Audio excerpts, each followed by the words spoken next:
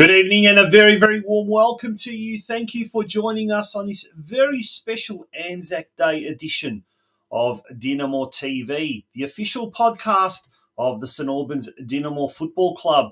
It's an absolute pleasure to be with you here tonight. My name is Tonchi Prusats, and boy, what a show have we got lined up. It's our 15th episode this year, our first season of DinamoTV, and we've got an absolute corker of a show lined up for you tonight. Who are some of the guests? Well, we'll talk about some of the guests. We're going to be catching up with all three of the senior coaches, the senior men's coach, Paul Donnelly, the under-23s, Adam Tenanini, and also the women's senior coach, Tom Pondelyak. Their season kicked off over the weekend, just gone by. We've got the senior men's and the senior women's players of the week to be announced as well.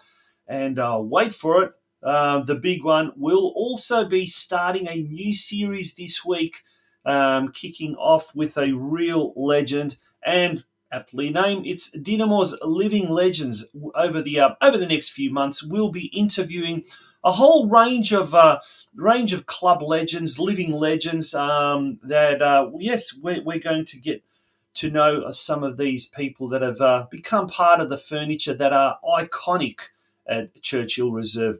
Tonight's guest, and what a way to kick it off, one of the co-founders of Dinamo 49 years ago, Jozo Jovic. It was in his house in St Albans that Dinamo St Albans Soccer Club was founded, and we will hear all about that, everything that happened back in those days. That alone is worth hanging around for tonight. Folks, we'd love to have your involvement in tonight's show. In the chat section, pop us questions, queries, comments in the chat section. We'd love to have you around. All right, folks, without further ado, we got to get straight into the news desk because there's a lot to get around. But before we do that, here's a word from our major sponsor. The I&D Group is regarded as one of the largest deliverers of concrete structure solutions in Victoria. Formed in 1994 by Ivan and Kathy Filipovic, their passion and commitment to getting the job done safely and economically has underpinned their success in the industry. I&D partners with large-scale building and construction companies in both the private and public sectors on projects large and small. With our corporate headquarters based in South Melbourne and storage yard based in the southeast suburbs, we have at our disposal thousands of square metres of quality materials, along with state-of-the-art lifting and crane equipment, enabling us to deliver the largest projects. We are committed to delivering high-quality projects by partnering with our clients and collaborating with project suppliers to ensure each job is delivered to exceed expectations. From humble beginnings, I&D now employs more than 1,200 dedicated professional and support staff, involved in a number of landmark projects right across Victoria.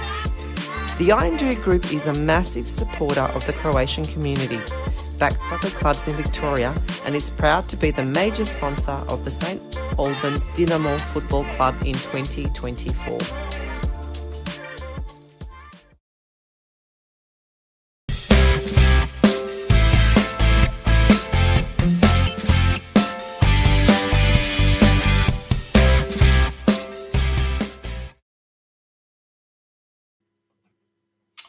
Welcome back to DinamoTV, and it indeed is time now for the news desk. Well, on the weekend, we were so unlucky coming up against the might of Oakley Cannons in round 10 of the National Premier League men's competition.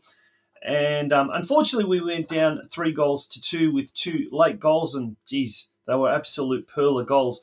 Here are the highlights from last Friday's encounter at Jack Edwards Reserve. If nothing else, it's worth watching this for Ivan Razumic's pearler of a goal in the second goal, which was then the goal to take the lead.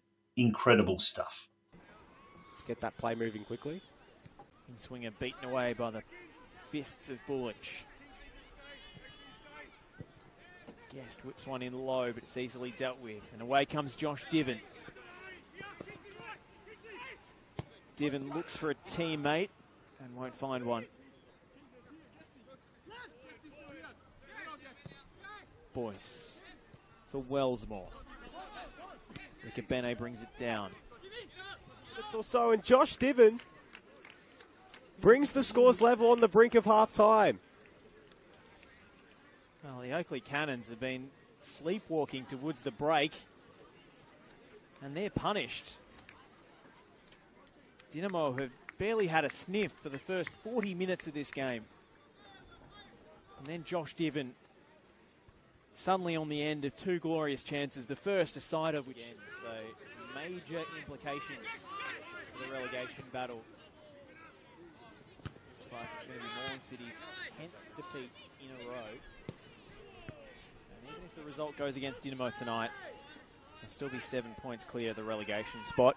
Well, if this result stays, Josh, they'll be, at the moment, 8 points, and they could potentially be on here. It's a chance for Razumich!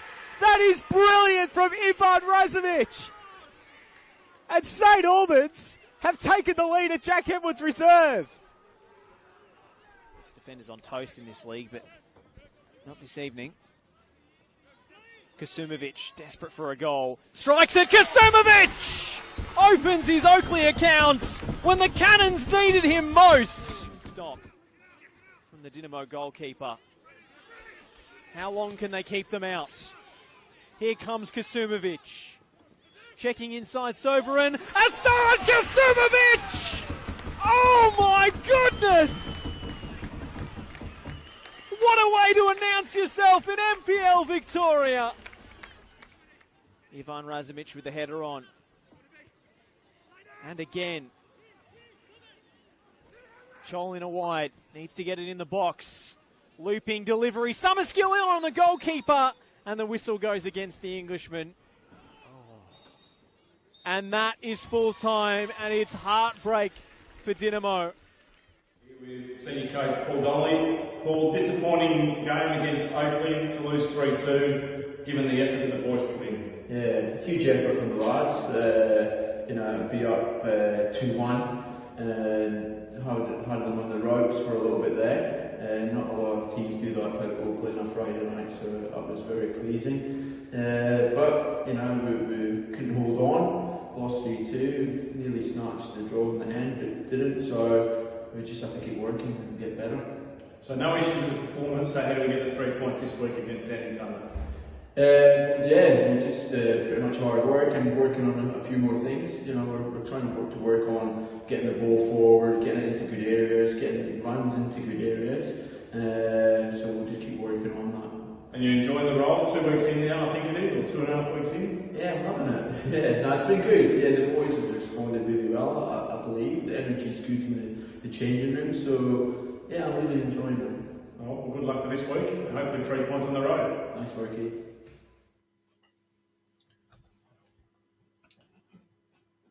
Well, judging by last week's performance, the fortunes are going to change very, very quickly, and maybe that'll happen as early as this week in round 11, when Dinamo travels to George Andrews Reserve to take on Dandenong Thunder. This could be a really ripper game. 3 o'clock kickoff, early kickoff, and if we remember last year, the corresponding fixture. Geez, what a game that was, wasn't it? 4-3. Had lots of goals, lots of excitement. Hopefully, it's going to be the same case this time, but as long as it is in our favour this time, not the other teams.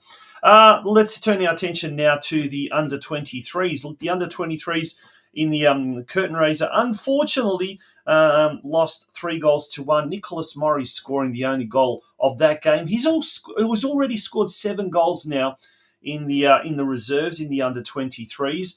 After the game, Ian Burke caught up with Adam Tenanini, and this is what Tuna had to say. Here we are with 23s coach Adam Tenanini. Tuna, difficult night tonight against Oakley. Yeah, it was, Berkey. We went in with a really young squad. We topped up with a lot of 18s players and gave a lot of the players that have occupied the bench in the first 8-9 rounds an opportunity to start, and it was good to get some minutes in the legs. And we're going toe to toe with Oakley, who are traditionally one of the better teams in the league, up until the 70th minute, and they sort of ran over the top a little bit coming into the game. We conceded some goals off some individual areas, which was disappointing, the most disappointing part. Because the game was there for the taking for a good part of it. Had some chances second half there. Nick Murray did score one, but also had a couple of other chances, I think, post as well. Yeah, he was getting himself in good positions, Nick, like he always does. He hit the post once, one just went shy of the post, then got a goal from a corner. And I think that was probably the most disappointing part of the night, actually, our attacking set pieces. We just couldn't get purchase on anything. The delivery was good and was hitting the spot where we know it's going to hit with our set pieces. We just couldn't get our runs right and get anything on the end of it. So, and Oakley, to their credit, were more hungry for that ball inside their penalty box. And on to another away trip this week at Dandy Thunder, who were coming off the back of a heavy loss. Yeah, it doesn't get any easier though. Thunder's always a tough away trip. We'll see what team we can put out on Saturday, and we'll look forward to another game and another opportunity for the young boys. Well, good luck for the weekend. Thank you, Berkey. So the 23s there, the 23s coach Adam Tenanini and Ian Burke, the assistant coach. Now, before we do move on to the senior women's, the senior men's, as far as the senior men's, once again, for the second time this year, our goalkeeper Marko Bulic has made it through to the, how good is that? He's made it through to the team of the week, the NPL Victoria team of the week. So congratulations to Marko. He made it through to that accolade, or that acknowledgement, I guess. That's great to hear. All right, let's move along now to the senior women's team. Now, last Friday night there at Churchill Reserve, our women came up against Greenvale United in the opening game of the State League 2 Northwest competition, and our girls did very well in the end, running out 6-0 winners. This despite being reduced to 10 players. Emily Grgic getting a red card, I think it was towards the end of the first half. Nonetheless, the girls just ramped it up, and Abby Pavlinušić scored a brace, as did Sienna Delia. Eva Chichak and Maja Panic scored a goal apiece. So well done to the girls, doing a ripper job there. And this week they will be up against Geelong Rangers. So they make the trip up to Myers Reserve in Bellpost Hill, where they'll be coming up against the Geelong Rangers. After last Friday night's game, our cameras caught up with senior women's coach Tom Pondeljak. This is what he had to say. Tommy, round one, Greenvale United, big win. How do you think you went? Yeah, look, I think the girls done really well. Obviously, first game of the season, it's always a little bit nervy, but I think the girls had a few nerves before the game. But all in all, they put in a really solid performance. Like I've said to them, I didn't think they were at their best, but they weren't far off. But yeah, first game of the season, you're not sure where you're going to get. Greenvale, we obviously know from last year, they were a decent side, but first round, you obviously you don't know what's going to come along. But they've done well. We played second half basically with 10 men. Unfortunately, Emily got sent off within the first sort of minute and a half. But the girls never lost stride. You almost couldn't tell the difference. They actually done really well tonight. So really pleased for them. I think they're got a lot of confidence in them at the moment. We've had a really good pre-season, and it took us into the first round tonight. And I really can't fault anyone. Obviously, there's things we need to work on, but we'll do that in due course. But it's put us on a good platform going forward for the rest of the season. Yeah, I think if I'm right, last year was 1 win and 1 draw against Greenvale, so a 6-0 win round one is fantastic. Well done to you and the girls. Secondly, round two, so we've got Geelong Rangers away. How do you feel we'll go with them? Yeah, look, Geelong we don't know too much about. I think they've come down from State 1, so look, we're expecting a tough game. I think all the games this year are going to be quite tough. I think the teams are quite even across the board. Like I said, we don't know too much about Geelong, but we'll take whatever's in front of us. We've got to take every game on its merits, and we'll be going out with the same mentality what we did this week and what we have through the pre-season. And yeah, like you mentioned, obviously 6 goals in the first round. You really can't ask for more. Keeping a clean sheet and having multiple goal scorers is a really positive sign. I think the girls are doing really well at the moment, and we'll take that momentum into Geelong this week, and we'll see where it takes us. We'll put in our best effort, and I'm sure the girls will as well, and hopefully we can come back with the 3 points from Geelong. Once again, congratulations, well done. Good luck for next week, and good luck for the rest of the season. Thank you.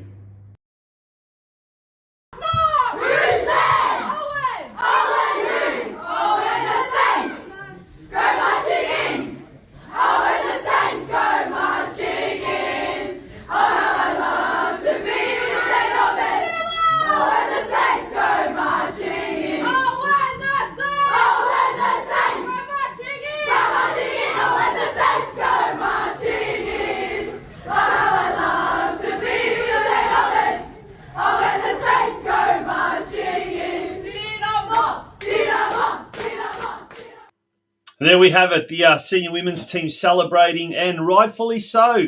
6-0 win. There hasn't been too much to celebrate this year with the senior sides, but the women are certainly starting off on the best way forward. And the best thing about that, folks, there were kids there present in the dressing room afterwards, and no swearing. Gents, please take note. Well done to everyone associated with the senior women's team. Let's make it 2 from 2 when they take on Geelong Rangers. And as Tom Pondelak did say, they did get relegated from last year, but knowing a little bit about what happens in Geelong, the Geelong Rangers coach told me they have only got 3 players left from their team last year, so it's a whole new team. So they did get hammered in the first game, so it's up to the girls now to make it 2 from 2. We had lots happening over the last week or so. Last Thursday night, I believe, we had a where's my notes? Huge night at St Albans Dinamo with the Mini Roos presentation that was held last week. It was a phenomenal night. We had huge. It was a packed house, as you can see there. The young athletes were honoured with their brand new jerseys, and it was a moment of pride for players, coaches, and families alike, marking the beginning of an exciting season ahead. The junior committee would like to thank everyone who joined us and made the night unforgettable. Let's continue to support and cheer on our juniors as they represent St Albans Dinamo Football Club. So well done to everyone there. During the week, in fact, last Thursday, we found out that Dinamo had become one of the very, very few football clubs in Australia to achieve a Football Australia 2-star club changer accreditation. Now, that is fantastic news. There's a letter there on the right-hand side from Grace Lambourne, the National Program Manager, Club Development at Football Australia. And she said she congratulated our club on demonstrating commitment and dedication to the development of safeguarding the football community. Dinamo Vice President John Bilos came out and said he was extremely happy with the news that our club has achieved what few clubs in Australia have up until now. John said, the club committee is super excited and proud to share this significant achievement facilitated by Football Victoria and Football Australia. This partnership will be essential for us to set new standards in excellence and community involvement in sport. Now, the Club Changer, Football Australia's club development program, aims to protect and enhance football clubs in Australia to make them stronger and more resilient, to lead them in building welcoming and inclusive cultures, and to educate them on positive environments for players, coaches, volunteers, and officials, whilst planning for long-term viability and success. That's right. Well, there'll be a little bit more said about this in future editions, and we're also hoping to get a very, very big guest over the next week or two to do with the Club Changer program.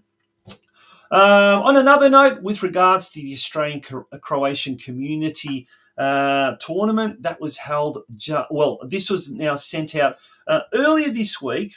And as you can read there, the below summary of details were sent to member club representatives pending a vote on Friday, 3rd of May. Okay, so Over the past few months, Dinamo Football Club, Football Group and Tournament Committee have been working with the CSAA board on providing an exceptional Croatian soccer tournament. Unfortunately, initial planning has set the tournament expenditure 30% higher than the $700,000 that was originally forecast. So it's saying that it could cost in excess of $1 million to run the tournament. That's a massive,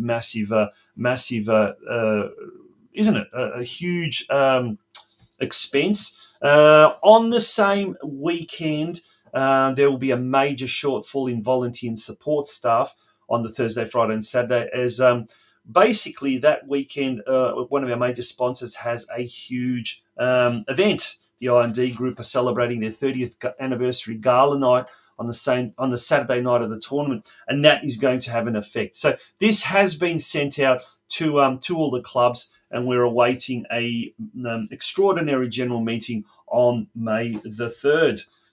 And that pretty much brings us to the end of our news desk. When we return, we'll meet the team. That's the this week's meet the team, the boys under 10s Kangas Minooroos. Hang around for a couple of ad breaks, and then we'll be back with the Meet the Team segment for this week.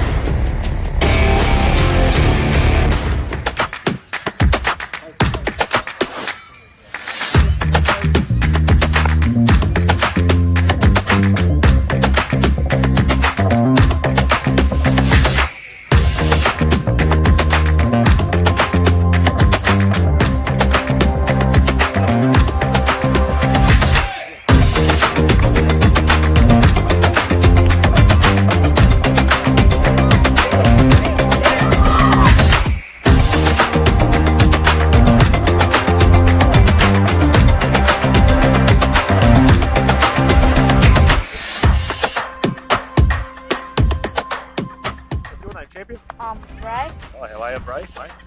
What position do you play at Dinamo? Actually 3 positions. I'll play 3 positions. Centre back, right wing, striker. Oh, very good. Utility like David. Really very good. How long have you been at Dinamo now?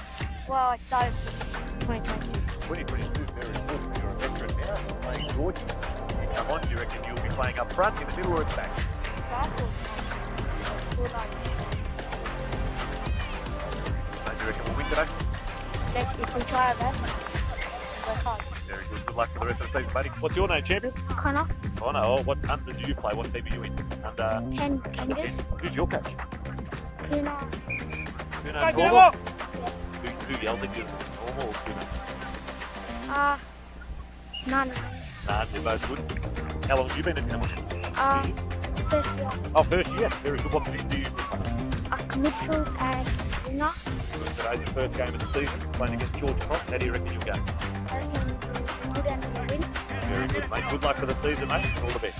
How are you, champion? What's your name? What number is on your back? What number do you wear? Oh, 12. What position do you play? Centre back. Itching to get on. Can't wait. First game of the season. It's a nice day. No rain. Could be wet on the ground. How have you been at Dinamo for a while? At the same time as Ray? Very good. How do you reckon you'll go this season? Reckon we'll go close to winning the league, or if you do your best? Very good. Good luck for the season, champion. Good luck for today.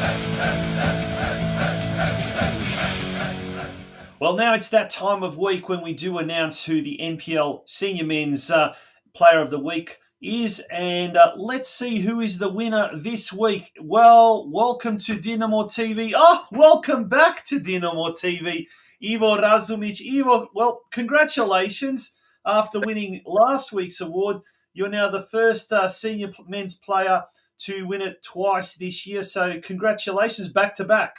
Thank you very much. Thank you. Now, mate, let's talk about, and we've got a little bit of highlights there as well from the weekend just gone by.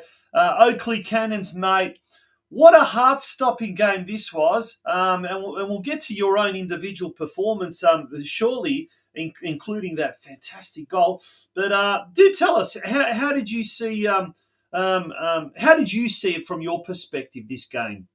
Oh, well, I feel like the first probably about, say, 20 minutes of the game, Oakley were pretty dominant, but I feel that we got into the swing of things and very unlucky to get away, for them to get away with a win on that note. Yeah, plenty of chances to seal the deal and take over, or even get a point away from them. But yeah, it's one of those games. Yeah, well, we just missed Josh Diven's goal. Unfortunately, NPL Victoria highlights missed that first goal. But the second goal was an absolute perler. And we'll see that very, very shortly. In fact, it's here. And take us through this whole passage of play. Well, it was just after half-time. We come out, pretty sure we had kick-off. Coming onto the park where ball's got knocked through. And then I seen it's broken down, made a run forward. Joey slipped me the ball through and seen the keeper come off his line, and I thought, just why not? Might as well just try it, see how it goes. And then it just come off, and I was in slow motion. I was hoping the ball went in, and after I seen it went in, it was a big relief on that one. Yeah. And the jubilation at that point in time. I mean, you're 2-1 up. You've got them rattled. You really, really had them rattled. You must have been feeling on top of the world after everything that's happened the last few weeks. Yeah, well, to be up, especially that quickly after a restart, straight after half time, and the equaliser was just before half time. All of us were on a confidence high at that point. We were really confident, and it was showing, especially in the second half. The chances we created, the play and everything, the way the players and everyone was linking up and all that, it was a good sight to see. It was very unlucky that we let it slip, but yeah, it was definitely one of those moments where it was like, wow, we're up here and let's hold on to this. Let's take this to the end. So let's give it a good fight. Yeah, and it was a shame that but those two goals by Oakley in the last 20 minutes, my goodness me, they were absolute pile drivers. But we had some chances as well. You almost had another spectacular effort. I think Joey had a couple of chances, or one chance in particular. So even though I guess we lost 3-2, to lose to Oakley at Jack Edwards Reserve, and to produce that many chances, particularly late in the game, it must give you guys a lot of confidence going into this weekend's game, huh? Yeah, well, it's definitely a confidence booster, especially against. It's very hard to beat Oakley at Jack Edwards. It's one of those games of the season where you don't really look forward to it, because they do really play well over at their ground. It's a great surface, good players and all that. And yeah, to see that we were very unlucky to come away with a draw, let alone a win. It was one of those games where you can really take it into our stride for this week coming up, and yeah, hopefully it's a big turnaround for the rest of the season. Well, there's the results there. Kasulmovic scoring in the 72nd and 82nd minute, Divan 45th, and yourself in the 46th minute. But there's also the fixture for this week, Saturday afternoon, I should say, 3 p.m. kickoff. Dandenong Thunder against St Albans, and that's at George Andrews Reserve. Now, the corresponding game last year, I think, was an absolute perler of a game. I think it was like 4-3, goal for goal. So we can expect no doubt fireworks again this week. But yeah, how do you think we'll go against Dandenong Thunder on Saturday? I feel the way we've trained this week, especially coming off the game last week, we can can really take it to them. And the confidence is building throughout all the boys in the team, and we can see it in training. The vibe is up, especially with around the boys and all that. So hopefully we put up a good fight, stick to our guns, and really take it to them. And yeah, that game last year, sadly I missed that one due to injury, but yeah, it was a game to watch. It was a very good game to watch. Yeah, it was indeed. Well, hopefully it's going to be just as good a game. And on this occasion, hopefully the scoreline favours us and not the Thunder. Mate, all the very, very best for us Saturday. Big game against Thunder. And once again, congratulations on winning the Player of the Week for the second time this season.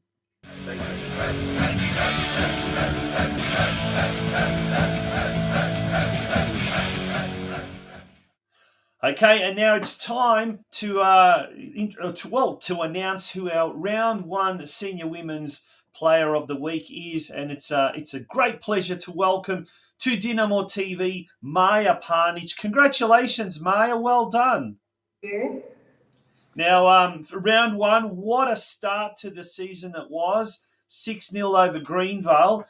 We've got a photo here of the team, I think, just before the game, and there it is. And how good is that? Under lights, Churchill Reserve. Geez, it looks fantastic. And we've got an even better photo there. But 6-0. Tell us about the game. Oh, the game was really good. I think the first game of the season, we all worked really, really hard as a team. We all put in a great shift, especially playing 10 men at half time, like a minute going into second half with Emily getting a red card. We played really well. We got our shape right, ball calm, moved the ball around really good. And yeah, we got rewarded 3 points, which is really good. Yeah, we'll just pop there's the scores there. Chichak 1 goal, Delia 2 goals, Pavlinušić 2 goals, and yourself as well got a goal, so well done. This week though, it's Geelong Rangers on the road down to my neck of the woods. Actually, I'm hoping to get out there on Sunday up at Myers Reserve. Geelong Rangers, they really struggled in their first game, but I think they got hammered 6-1 or something like that off the top of my head. But look, you can't look into the results after just one round. But what are you expecting from this game? Do you know much about the opposition?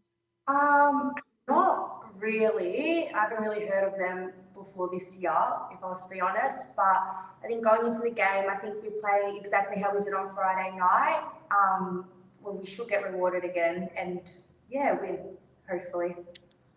Yeah. Now, what about your own performance? So you tell me off air you're a fullback. That's your preferred position. But on Friday, you played in 4 different positions. Tell us more. Yeah, so I started off in right back. And then I kind of moved in the midfield area, and then last 5 minutes I went up top striker. Mm-hmm. I was all around the park on Friday night, but it was good. I enjoyed it. Yeah. Now that you got a bit of a sniff for goals late in the game, are you looking at pushing up a little bit more or playing a little bit more offensively? What's Coach Tom Pondeliak told you? What instructions did he give you towards the end of that game? Well, you basically just said go up front, so I did. I went up front against a friendly in Dandenong the week before, so I definitely had a bit more confidence going in that position because obviously I'm not really familiar with it. But I think, scoring really gave me the confidence to just keep going and, wanting to go up front a bit more if the chance comes about. Yeah, fantastic. Now, Maya, you're 17 years of age. You've been at Dinamo all your life. Now, just prior to this interview, Rob Chorliner passed on a photo to John Bilosh, who passed it on to me, and we'll bring this photo up. Tell us more about this photo. We're going to show it up on screen. There we go. Now, you're the one on the far right-hand side, isn't that right? Yeah. Yeah. Now, who are the other kiddies in that photo? So on the left is my cousin Max, and then in the auntie. So we all played in Mali Plavi together, and kind of throughout the years up until I want to say under 9s, I was with the boys. So I don't remember how old I exactly was when that photo was taken, but Yeah, there you go. There's a photo. Didn't even know There you go. How good is that? And Max, obviously, he's in the under-23s. The other boys, they're still playing. Are they still at the club involved in as players? Yeah, like you said, Max is in the 23s, doing really well, and Ante plays for Vukovar. Mm-hmm. So yeah, they're still around. They always come to Dinamo, so it's good. It's nice to see. Well, that's awesome. Well, you've risen up the ranks from the Marley Plavi all the way through the juniors. You're now in the seniors, and you're our round one player of the week. So congratulations, Maya. And we look forward to having you on the show maybe later on in the year when you win the Player of the Week award again. Hopefully, we'll see. We'll see how we go.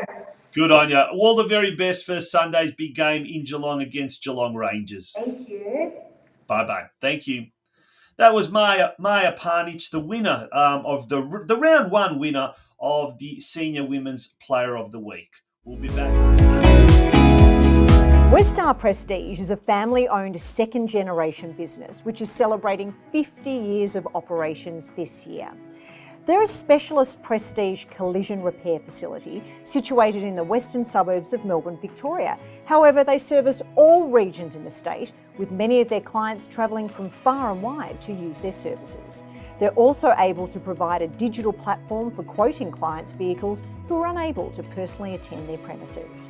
They're an authorised manufacturer-approved repair facilities for Mercedes-Benz, Tesla, Peugeot and Suzuki, and are proud of their ongoing affiliation with these brands. They also work closely with a number of Australia's largest insurance brands who entrust them to be part of their preferred repairer network. Their support staff are always happy to assist clients from the initial process of lodging claims through to the final stages of collection of the vehicle on completion of repairs and post-repair. So remember, for all your prestige collision repair needs, consider Westar Prestige, an award-winning, long-standing Australian-owned business.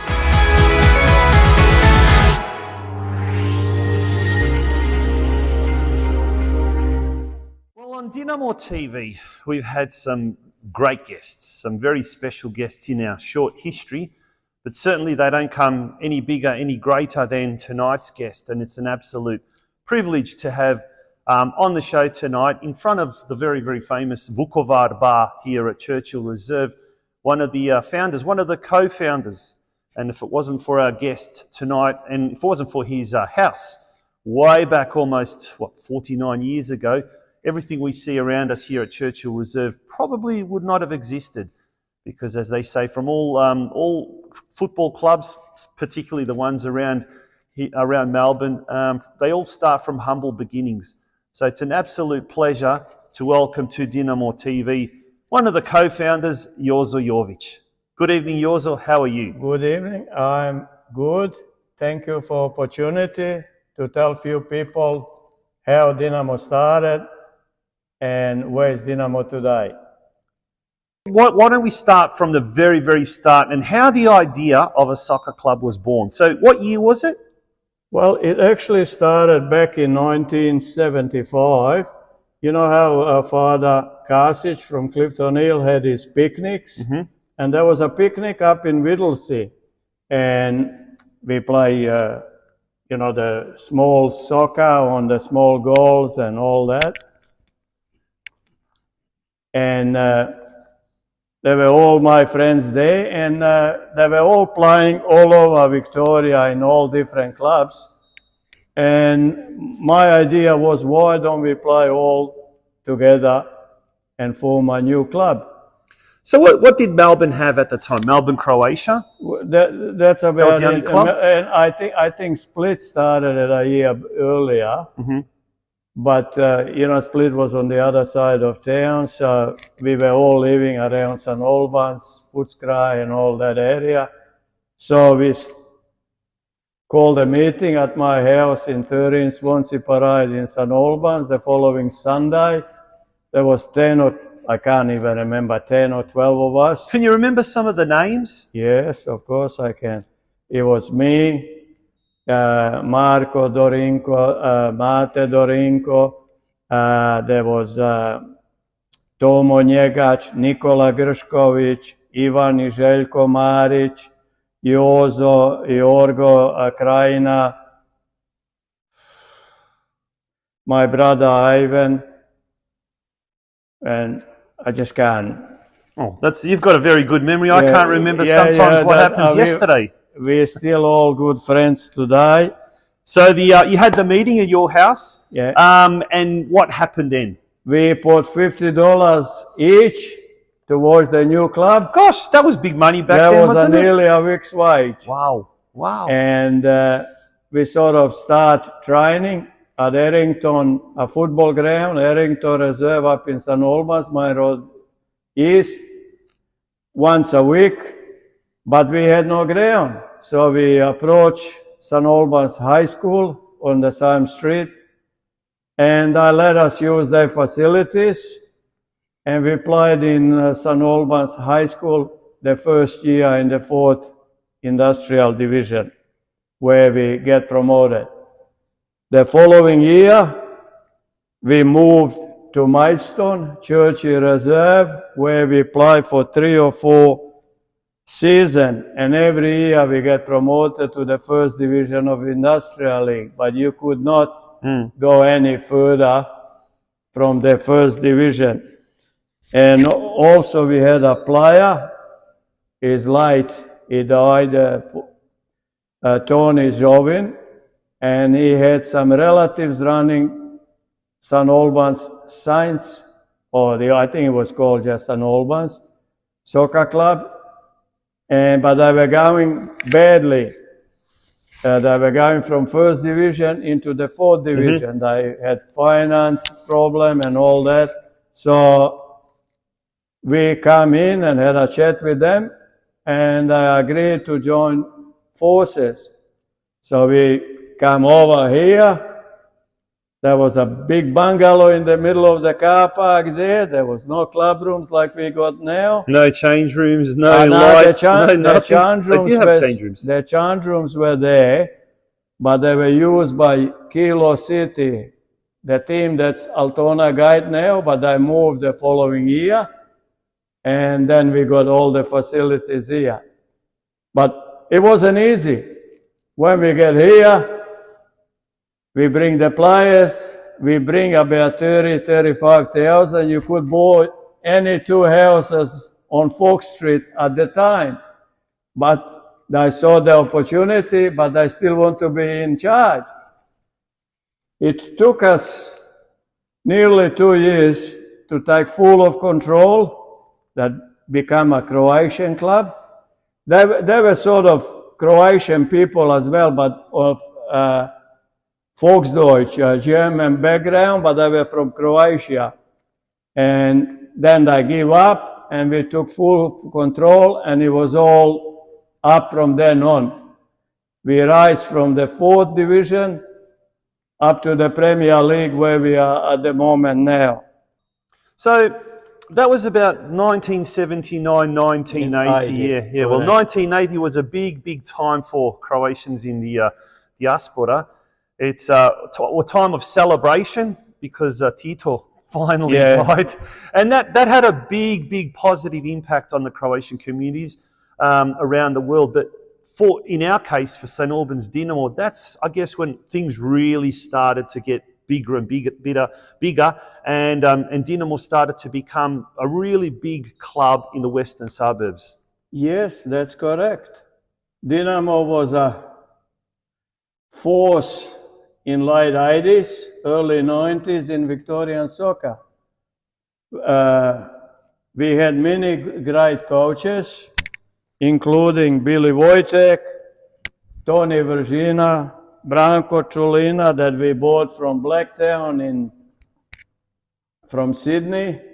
There was a record in Victoria. We paid $19,000. That was a record transfer fee in Victoria.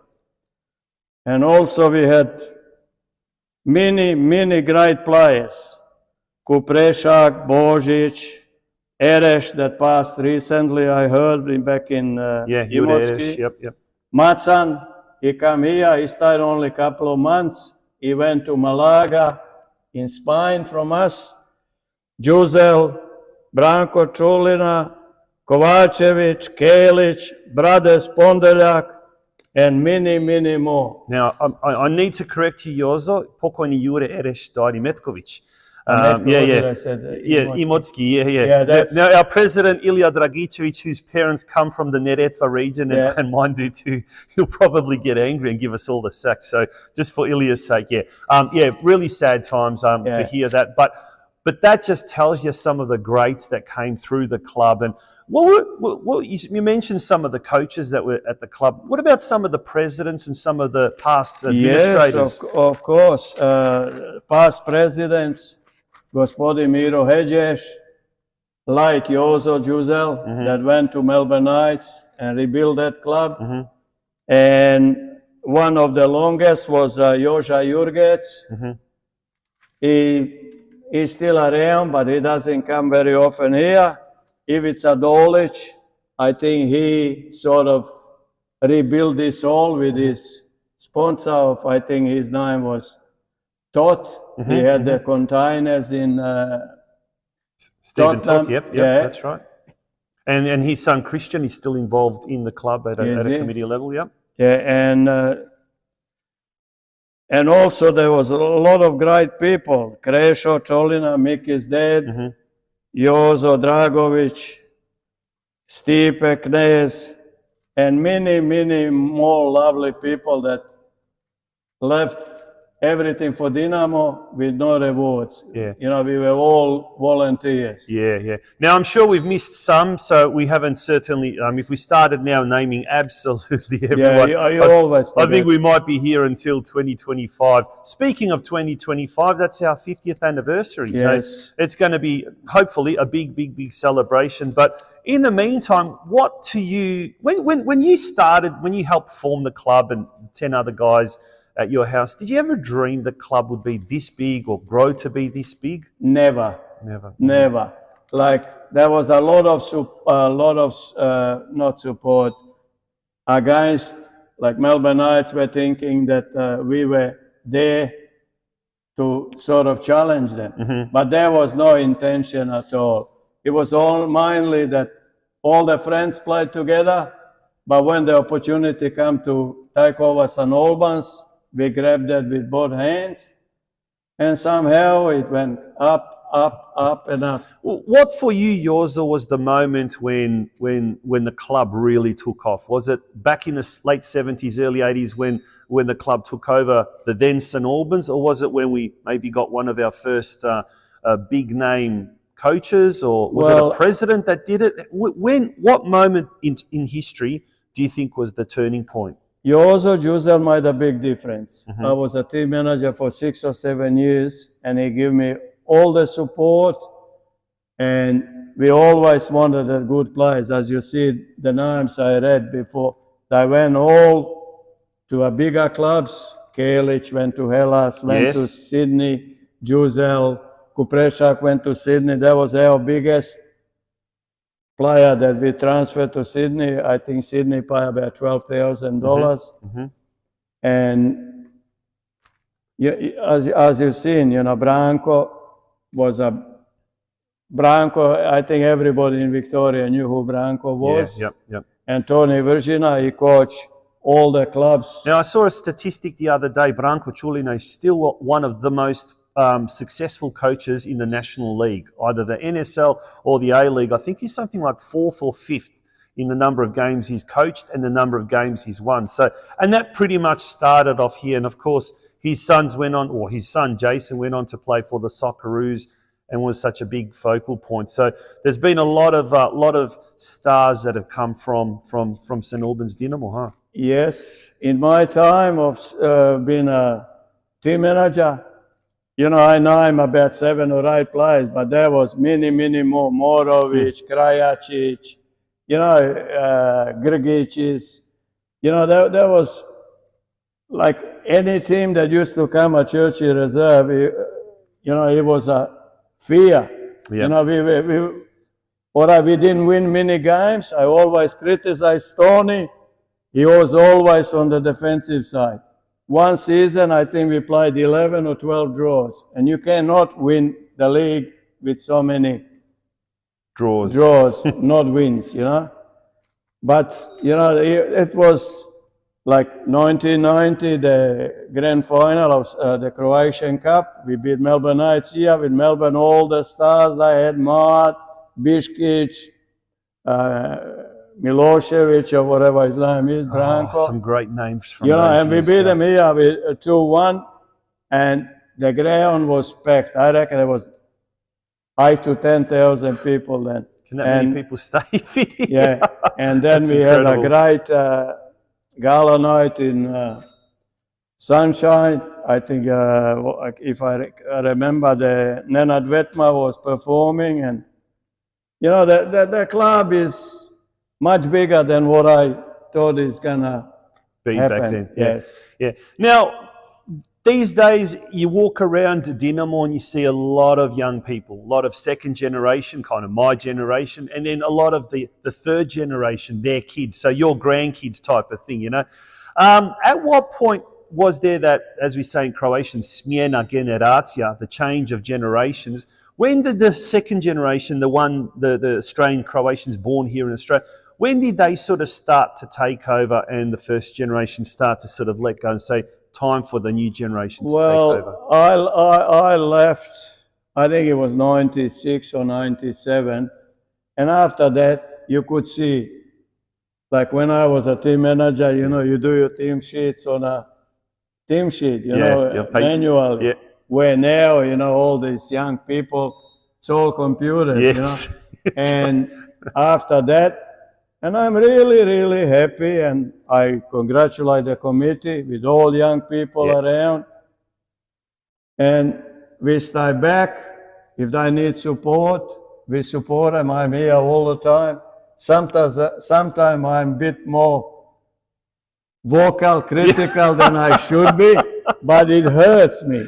When Dinamo like today, last week when they lost, I nearly cried. Yeah. It's me. I love the club, and I will love it, until I die. Yeah. And I even mentioned to my wife, if Dinamo plays when I'm dead, make sure she brings the dead body here in the car park, that everybody can say goodbye to me. Yeah.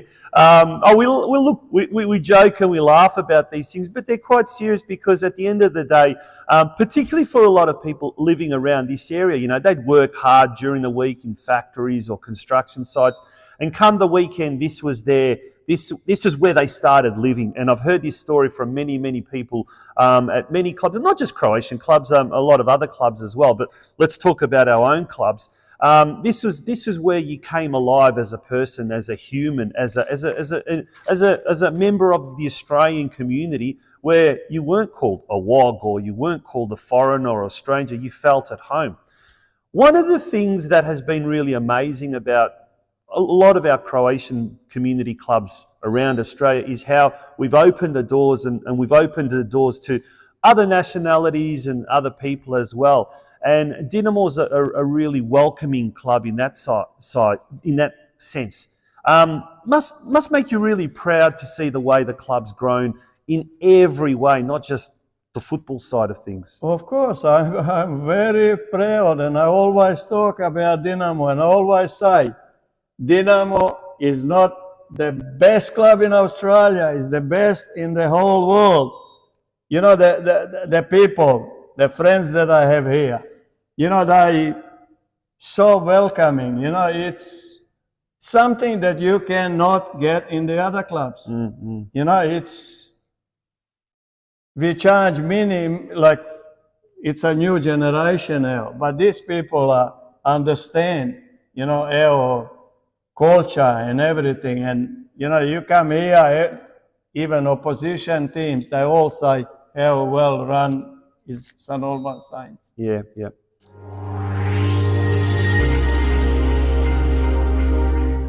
We're at Churchill Reserve in front of the famous Vukovar bar here at the Dinamo club rooms, and we're speaking with one of the co-founders of Dinamo, Jozo Jovic. And in this year, when it's a huge year for the club, we're calling for volunteers because we are hosting the Australian Croatian soccer tournament later in October. And to speak more about some of the past Croatian soccer tournaments, we're going to ask Jozo.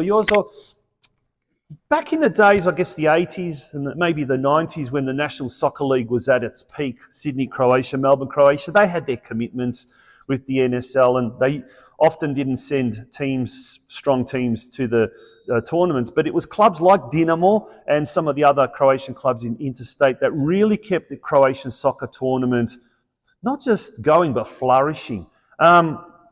We've held, how many times have we held a tournament? Now, Dinamo, I think you held the tournament twice. St. In Albans, 1990 and I can't remember the other year. Okay.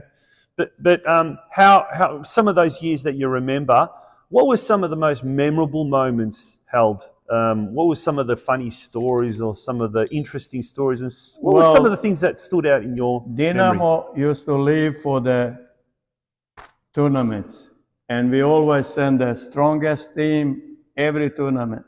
But for me, favorite one was when we beat Melbourne Knights here in 1990, 2-1. And the second one was in Adelaide.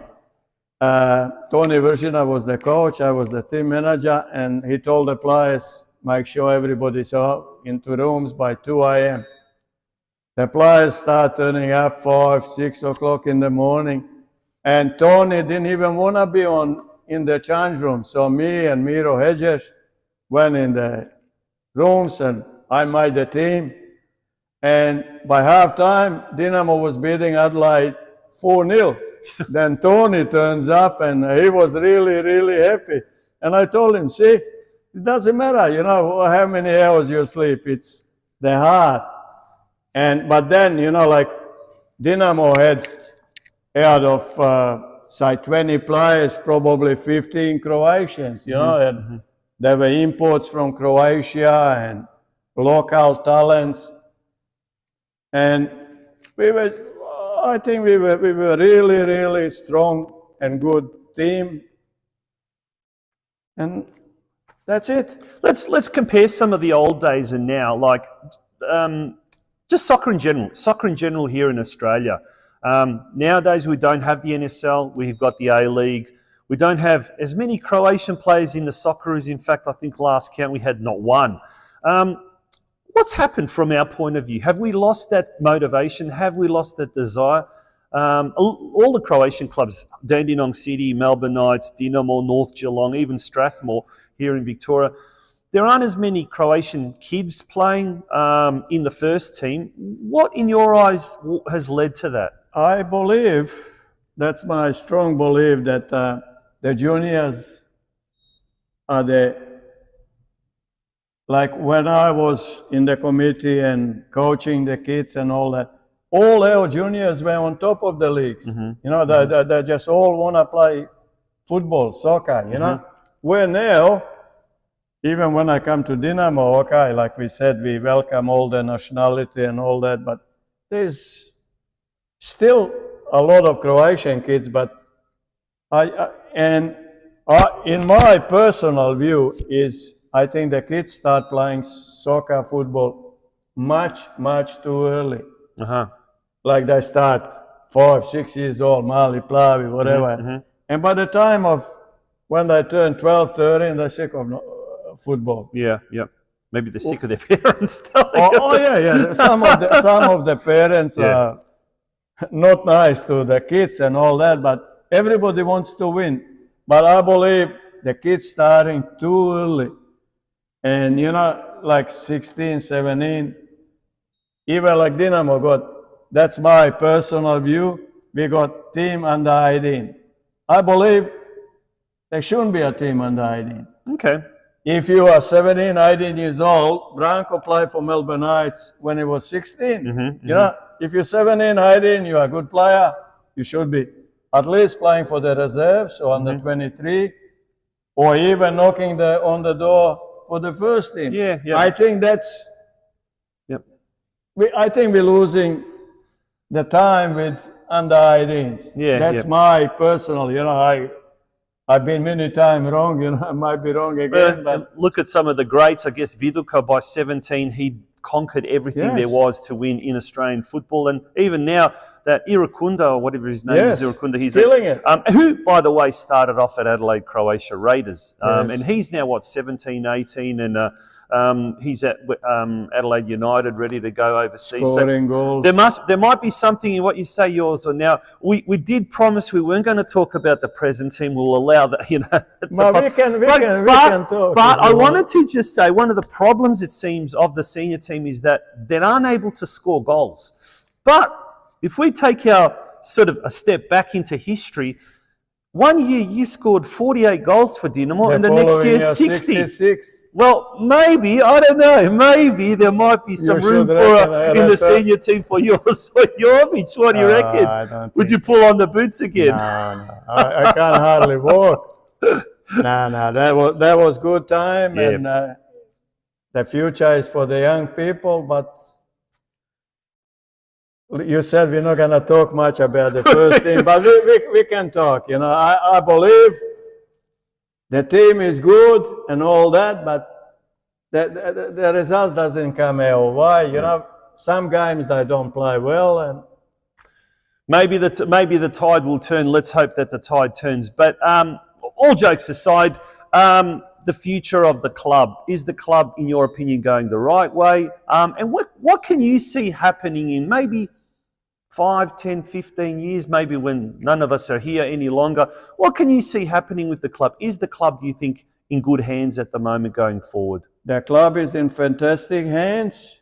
We got all young people in the committee. They're doing the fantastic job. I never, ever criticize any committees because I've been there and I know how hard it is to run it. And all I can say is, well done, congratulations to them all. The only thing they might have to improve a little bit on their part. That's true, and I think even the playing staff and the coaches and certainly the supporters will agree with you on that. Yozo, it's been an absolute pleasure taking a trip down memory lane, finding I guess a little bit more about how our great club was formed, and thank you to the other 10, 11 dozen or so people that were there on that day back 49 years ago. We certainly hope that the future generations can do justice to those early pioneers. And once again, thank you for joining us on DinamoTV. Okay, again, thank you for the committee for an opportunity. And if I slip up somewhere, I apologize. But I love the club more than anything. And thank God you didn't say that you love the club more than you love your wife, or there could have been trouble. Actually, I did. When we going back, when we take over St. Albans, the meetings were going up to 6 a.m. And she was not happy about it. And she said, yours or Dinamo me? I said, sorry, Maria, but I love Dinamo. But she stuck by me, and she, helped around the club as well. And now my kids, 2 sons and grandkids, they come here every game. And that's it. I love you all. Thank you very much, Jozo Jovic, one of the co-founders of the St. Albans Dinamo Football Club. We'll be back, folks, very, very shortly after this short break.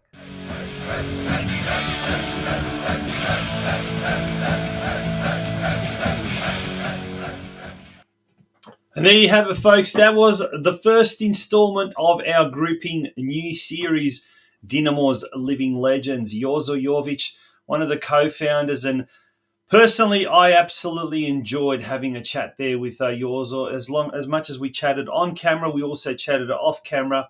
And, in a couple of weeks, maybe in 3 weeks or 4 weeks, we will have our next living legend. Who would you like that to be? Pop it in the comments section. Suggest maybe through our email address, Facebook, private message our Facebook page. Who would you like to be interviewed as part of our St. Albans Dinamo Living Legends segment?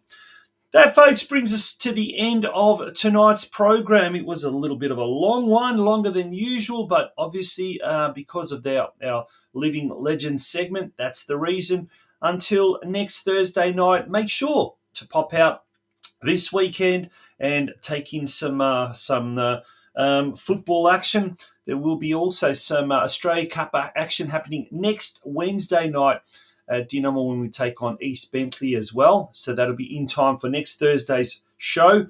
And obviously, we've got 2 away games. The men are away to Dandenong Thunder at George Andrews Reserve on Saturday. And our women travel to Geelong to take on Geelong Rangers in round 2 of the Women's State League 2 competition. That's it for me, folks. Good night, and thank you for being a part of DinamoTV. My name is Tonchi Prusak, and we'll see you next Thursday.